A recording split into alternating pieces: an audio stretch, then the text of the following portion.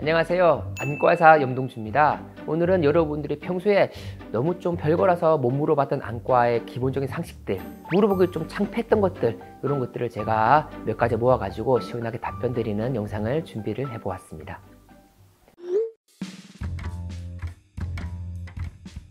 기본적으로 안경 썼다 벗었다 저는 괜찮다고 생각합니다. 단 한 가지, 20살 이전에 어린 친구들이 키가 확 크면서 눈이 많이 나빠졌을 때, 그런 성장이 있는 친구들은 계속 안경을 써주는 게 좋긴 하겠죠. 근데 아주 도수가 얼마 되지 않고 수업 들을 때만, 강의 들을 때만 안경을 쓰는 거, 그런 것도 저는 크게 나쁘지 않다고 생각해야 돼요. 근데 그거는 이제 안과 선생님들 여쭤보시면 쉽게 대답해 주지 않을까라고 생각합니다.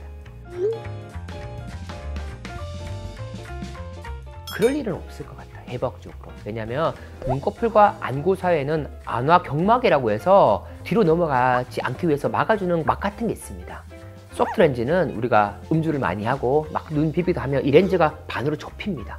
반으로 좁혀서 안화경막을 넘어가진 않지만 그 사이 위쪽에 눈꺼풀 뒤에 이렇게 걸리는 경우가 있거든요. 또 하드렌즈는 또 굉장히 하드렌즈가 조금 작잖아요, 소프트보다. 작기 때문에 위로 넘어갈 것 같지만 실제로 하드렌즈 그 직경보다는 안화경막과 이 윗눈꺼풀 사이 거리가 더 짧기 때문에 하드렌즈도 위쪽으로 넘어가는 경우는 없겠습니다. 근데 중요한 것은 만약에 내가 렌즈를 확실히 안 뺐는데 넘어간 느낌이 있다 했을 때 무리하게 제가 손으로 빼면 안 됩니다. 그러면 이제 감염의 문제가 생길 수가 있습니다. 그렇기 때문에 그럴 때는 가까운 안과에 가서 간단한 마취를 한 이후에 제거하는 게 좋지 않을까라고 생각합니다.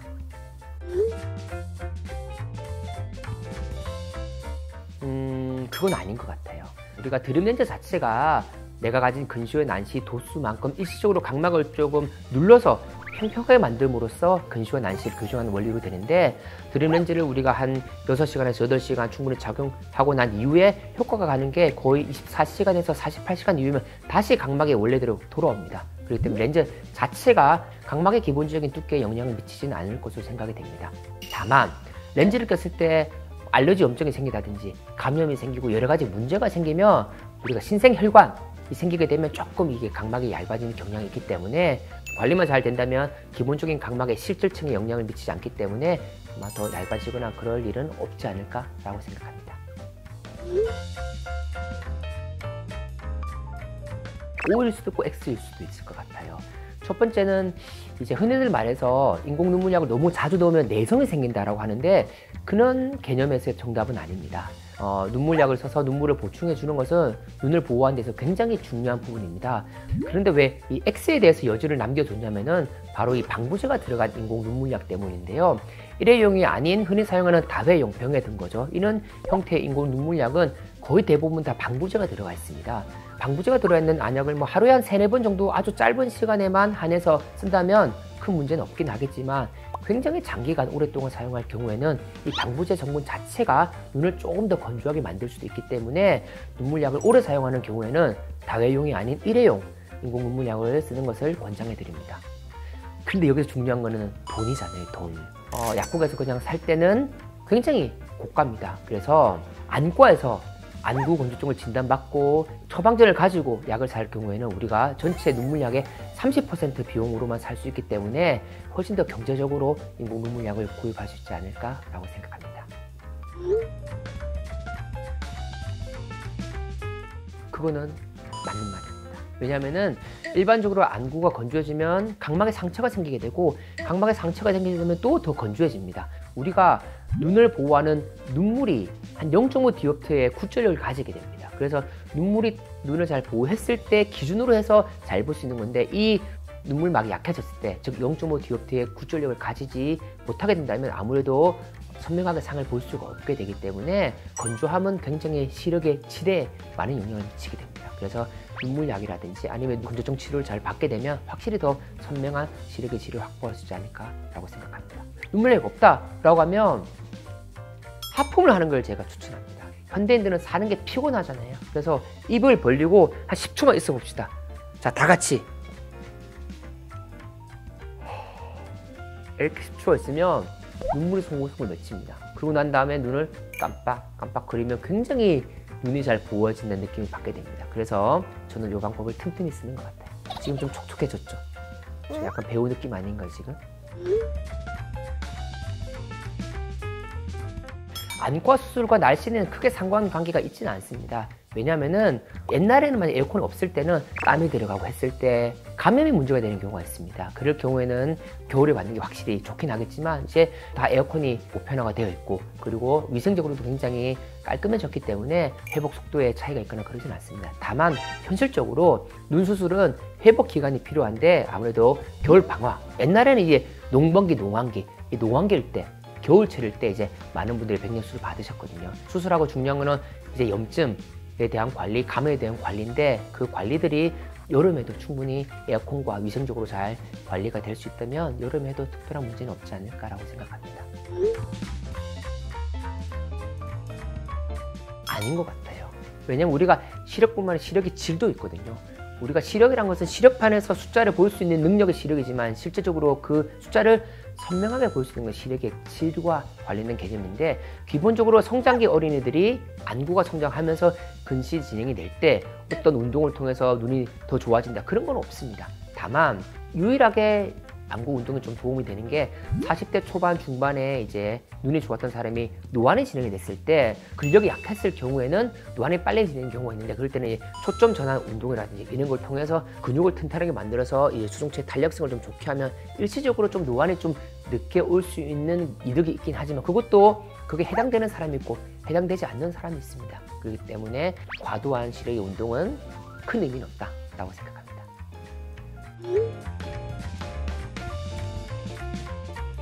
루테인을 먹는다고 해서 시력 자체가 좋아지는 것은 아닙니다. 제가 이전 영상에서 말씀드린 듯이 우리가 더운 날에 갔을 때 선크림을 바르는 것은 강한 자외선으로부터 내 피부를 보호하기 위해서 바르는 것처럼 우리가 루테인, 지아잔틴 이런 성분들은 먹음으로써 망막이나 신경을 코팅하는 효과가 있기 때문에 실제로 시력 자체가 좋아지기 위해서 루테인과 지아잔틴을 먹는 건 아닙니다. 다만 이런 황반 변성이 있는 경우에는 실제로 루테인이 굉장히 도움이 된다는 연구 결과가 많이 있습니다. 대표적으로 루테인에 어느 정도 복용을 해야 되냐라는 연구에 대해서 가장 유명한 연구가 RS2 스타디인데요.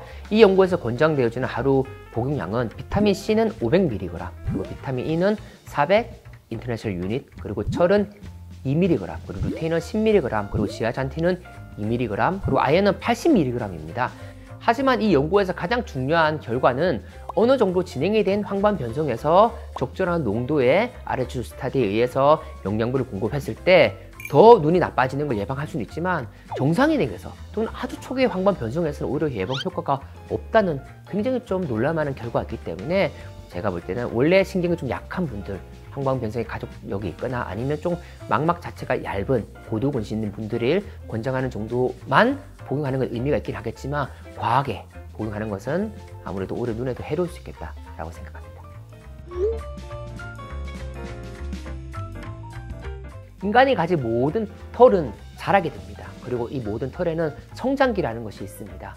머리카락의 성장기는 제가 알기로 한 2년에서 6년 정도로 굉장히 긴 거로 알고 있습니다. 그 말은 이 성장기 동안에 머리카락이 계속 성장합니다. 길어지기 때문에 머리카락은 계속 길게 자랄 수 있는데 이 성장기가 지나고 나서 휴지기를 지나면 결국은 빠지게 됩니다. 머리카락은 하루에 한 50개에서 100개 정도가 이렇게 휴지기에 일어서 빠지게 된다고 알려져 있는데 만약에 머리카락이 빠지는데 다시 나지 않으면 전부 다 대머리가 탈모니 되긴 하겠죠. 그렇기 때문에 빠진 머리카락 다시 나듯이 이 속눈썹도 빠진 속눈썹도 다시 나게 됩니다. 속눈썹의 성장기는 보통 한 1에서 6개월 정도로 알려져 있습니다. 그래서 그 성장기가 지나면 휴지기가 돼서 결국 빠지게 되는데 눈을 비벼서 속눈썹이 빠진 걸 너무 아까워할 필요는 없으면 다시 날 거기 때문에 좋을 거고요. 여기서 재미있는 사실이 있습니다. 안과에서 사용하는 약 중에 잘라탄이라는 녹내장 약이 있는데 굉장히 효율적으로 안압 상승을 억제할 수 있기 때문에 전 세계인들이 사랑할 수 있는 약인데 잘라탄은 넣게 되면 두 가지 문제가 생길 수가 있습니다. 첫 번째는 눈 주변에 다크서클이 생깁니다. 두 번째는 속눈썹을 나게 만듭니다. 그래서 제가 착안을 했습니다. 그래서 제가 이렇게 눈썹이 이렇게 진하지 못하잖아요. 그래서 제가 옛날에 한 7년, 8년 전쯤에 이 잘라탄을 이 눈썹에 발라봤습니다. 혹시나 이 나이 컴플렉스에 이 옅은 눈썹이 좀 진해지지 않을까라고 해서 잘라탄을 제가 아는 안과 전문의랑 똑같은 시간에 발랐는데 그 친구는 또 조금 눈썹이 좀 진해지니까 느낌을 받았는데 저는 눈썹이 진해지지 않더라고 잘라탄을 넣음에도 불구하고. 그래서 안 되겠다 싶어서 전 7년 전에 이제 반영구 시술을 했고 그 친구는 아직도 이게 잘라탄을 넣고 있을지도 모르겠어요. 근데 실제로 잘라탄은 이런 속눈썹에 눈썹에 영향을 미치기 때문에 혹시나 잘라탄 넣고 있는 분들은 넣다가도 눈썹에도 한번 발라보는 것도 좀 하여튼 저는 아니었다는 거. 어떤 문제가 생기지 않으면 시력에 영향을 끼치지 않겠죠. 근데 제가 속눈썹 연장보다는 펌 해가지고 문제가 생기는 걸 왜 봤어요. 위쪽에 각막에 정말 상처가 있고 염증이 있는 분을 한번 발견했거든요. 와, 도대체 시술을 어떻게 하길래 이렇게 염증이 생기냐라고 한 케이스를 딱 본 적이 있는데, 기본적으로 이제 각막의 문제만 일으키지 않는다면 이 속눈썹 펌과 연장 시술이 시력에 영향을 미치지는 않습니다. 일반적으로 큰 의미는 없다고 생각합니다. 미국 안과학회에 발표한 연구에 따르면 블루라이트 자체가 이제 인간의 눈에 큰 영향을 주지 않는다라고 발표를 했는데요. 애써 우리가 안경을 벗으려고 시력 교훈술을 받았는데 또 눈을 보호하려고 블루라이트 안경을 쓴다는 것은 좀 이율배반적이지 않나 생각합니다. 블루라이트를 차단하기 위한 안경을 쓰는 것은 그럴 필요 없다라고 생각하긴 하고요. 선글라스만 가지고 다니다가 좀 자외선 강할 때 잘 쓰면 되지 않을까라고 생각합니다. 저는 실은 초등학교 4학년 때부터 안경을 쓰고, 그리고 30대 중반에 시력 교훈술을 받았는데 안경을 벗고 싶었는데, 야, 넌 안경을 가려야 돼. 계속 그런 얘기를 들어가지고 왜 그러지? 라고 해서 안경을 쓰다 보니까 어느 순간에는 해리포터를 닮았다. 제 대학 다닐 때 해리포터 염이었거든요. 요거 한번 CG 처리해서 정말 닮은지 한번.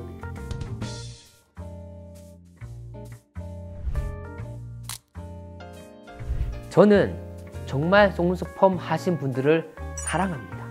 왜냐면은 안과 수술할 때는 개검기라고 해서 눈을 이렇게 벌려야 되는데, 이때 속눈썹 펌 하신 분들은 정말 바깥으로 이렇게 속눈썹이 쫙 휘어지기 때문에 눈을 벌리기가 너무 쉬워요. 그래서 내가 생각했던 게, 아, 진짜 속눈썹 펌 하신 분들은 추가적인 할인 혜택을 드려야 되나 라고 생각할 정도로 너무 좋은 것 같아요. 그래서 내가 만약에 속눈썹 펌을 했다, 시력 교정술에 100년 수술에 좀 비용이 부담이 된다 라고 하면 저한테 오셔서, 아니 그때 요 원장님이 유튜브 찍으면서 할인 혜택 고려해보지 않느냐 라고 하면 제가 고려해보겠다 라는 거는, 영상을 이거 할 건 아닐 거죠. 그냥 한 얘기인데 어쨌든 뭐 영상이 혹시나 살아있다면 이 영상을 하고 저한테 이 캡처 화면을 보내주면 제가 한번 그런 추가적인 가격 할인도 한번 고려해보겠다는 말씀을 드리면서 씁쓸한 마음으로 촬영을 마치도록 하겠습니다.